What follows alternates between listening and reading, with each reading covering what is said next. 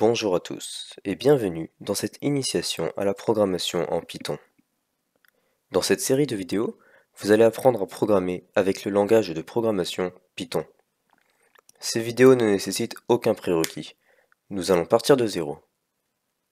Dans cette première vidéo, je vais tout d'abord vous présenter le langage Python, ses utilités et pourquoi débuter avec. Puis, je vous montrerai l'installation de Python et de son environnement en vous conseillant sur le choix d'éditeur de programme. Première partie, un peu d'histoire. Python est un langage de programmation créé en 1991 par Guido van Rossum. Il fait partie de la famille des langages dits interprétés. Mais qu'est-ce qu'un langage interprété? Lorsque vous allez écrire votre script et que vous allez l'exécuter, Python va traduire vos lignes de code une à une. Cela a l'avantage de le rendre compatible sur toutes les plateformes. Mais il est par contre plus lent. Mais rassurez-vous, pour l'instant, vous ne vous en rendrez pas compte. Actuellement, nous en sommes à la version 3.8.2 de Python, et c'est celle que j'utiliserai dans mes vidéos. De plus, je tiens à préciser que mes vidéos sont tournées sous Windows 10. Je ne vous montrerai donc pas l'installation sous iOS, Linux ou autre système d'exploitation. Python est aujourd'hui le deuxième langage le plus utilisé au monde, derrière l'indétrônable Java. La force de Python est sa simplicité. En effet, c'est un langage dit de haut niveau. Il est facile à écrire et intuitif pour quiconque a les bases minimum en anglais. C'est pourquoi c'est le langage choisi par l'éducation nationale, puisqu'il est idéal pour débuter. Python est un langage extrêmement utilisé dans la recherche scientifique, pour traiter des informations, faire du big data, ou dans le machine learning. Un atout fort de Python est ses bibliothèques. En effet, lorsque vous installez Python, vous installez avec de nombreuses bibliothèques. Mais qu'est-ce qu'une bibliothèque en programmation? Pour faire simple, imaginez Python comme un homme, deux bras, deux jambes, un corps et une tête. C'est Python sans ses bibliothèques. Il fait déjà beaucoup de choses, mais si vous demandez à Python de creuser un trou, il aura du mal avec ses mains. Et c'est pourquoi nous allons importer des bibliothèques. Ici, par exemple, une pelle pour l'aider. Python regorge de bibliothèques. Une bonne partie sont préinstallées et d'autres s'ajoutent en plus. Je vous montrerai par la suite. En bref, commencer avec Python est un très bon choix. Il faut savoir que la programmation a deux parties. La partie algorithmique, qui est le raisonnement informatique, car, en effet, il faut penser différemment lorsque l'on programme. Un ordinateur est tout simplement bête. Il est excellent pour faire très vite ce que vous lui demandez, mais il ne sait rien faire de lui-même. Une fois l'algorithmique en vous, elle ne vous quittera jamais, peu importe le langage. La seule chose qu'il vous faudra apprendre est la syntaxe de ce langage. C'est pourquoi il est bien de commencer avec Python, car vous apprendrez l'algorithmique avec une syntaxe simple.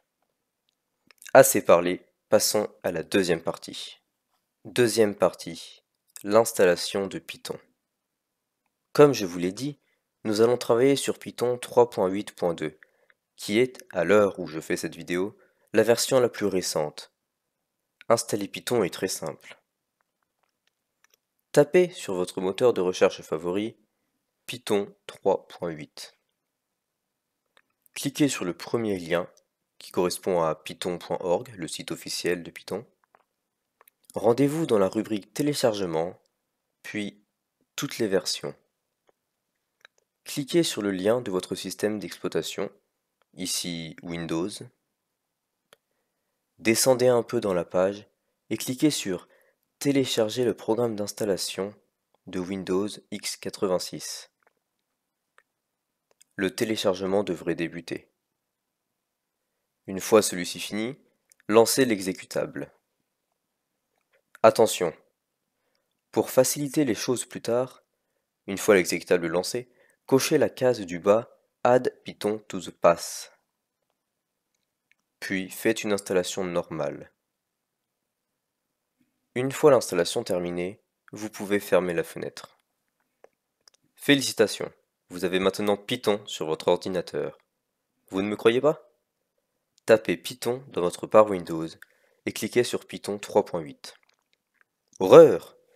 Une fenêtre noire avec des écritures incompréhensibles blanches dignes d'un grand film de hacker encapuchonné? Pourtant, cela n'a rien d'impressionnant. C'est juste Python. En effet, vous êtes ici dans ce qu'on appelle le shell. Il est pratique pour débugger un programme. Nous verrons par la suite en quoi cela consiste. Vous pouvez ici parler à Python. En tant qu'être civilisé, nous allons le saluer. Écrivez donc bonjour après les 3 chevrons, qui signifie que Python vous écoute. Oula, Python n'est pas très sociable. Il nous renvoie des lignes en charabia bien à lui. Nous revenons à ce que je disais au début de la vidéo. Un ordinateur est bête, et Python n'est pas plus intelligent. Il ne fait que ce que vous lui demandez. Ce qu'il vous a retourné est une erreur Python. Il faudra par la suite apprendre à les lire et les comprendre. Mais ne nous attardons pas trop longtemps là-dessus. Il reste encore quelques petites choses à installer. Nous ne programmons jamais de gros programmes avec le shell. Nous utilisons des éditeurs de texte, plus ou moins sophistiqués. Je ne vous en imposerai aucun, tout dépend de vos goûts, je ne peux que vous conseiller. Il y a 2 types d'éditeurs, les complets et les éditeurs simples. J'ai personnellement commencé Python avec EduPython, qui est un éditeur très complet, trop même. Il y a l'avantage d'intégrer le shell, d'avoir une autocomplétion riche et un mock debug très efficace. Si vous préférez cependant un éditeur propre et allégé, je vous redirige vers Sublime Text, qui est celui que j'utilise actuellement. Cette fois-ci, vous êtes face à une grande page grise très épurée. Tout dépend de vos goûts. Je ferai mes vidéos avec Sublime Text 3, mais vous pourrez les suivre avec EduPython ou un autre éditeur. J'ai récemment entendu parler de Tony, qui semblerait être une bonne alternative entre EduPython et Sublime Text. Je vous laisse tous les liens en description. Il n'y a pas besoin d'une installation guidée pour les éditeurs. Enfin, je vous conseille vivement de créer un dossier spécial pour vos programmes et de faire des sous-dossiers, un par programme différent. C'est une bonne habitude à prendre, car par la suite, nous aurons plusieurs scripts, des images, des sons, des fichiers texte, etc. Il est bon de ne pas les mélanger avec ceux des autres programmes. Je m'arrêterai ici pour ce premier épisode. Nous commencerons la programmation dans l'épisode 2. J'espère que cette première partie explicative vous aura plu, et je vous dis Auf Wiedersehen!